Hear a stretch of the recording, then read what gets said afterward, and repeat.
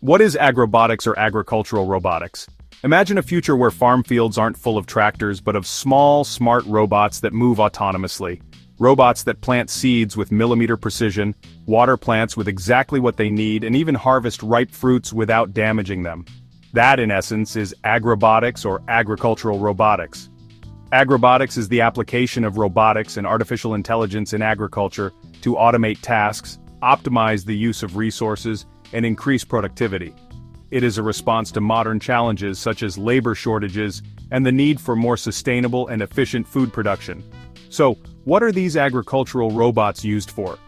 They're designed to perform repetitive and precise tasks that would traditionally require a lot of manual labor. Their applications are very varied, from seeding and planting, where they insert seeds into the soil at an optimal distance, to crop monitoring with drones that analyze the health of plants. They are also crucial for pest and weed control, since they can identify weeds one by one to eliminate them, drastically reducing the need for herbicides. And of course, there are harvesting robots which use computer vision to identify ripe fruits or vegetables and collect them with delicacy. The implementation of robots in agriculture brings with it key benefits.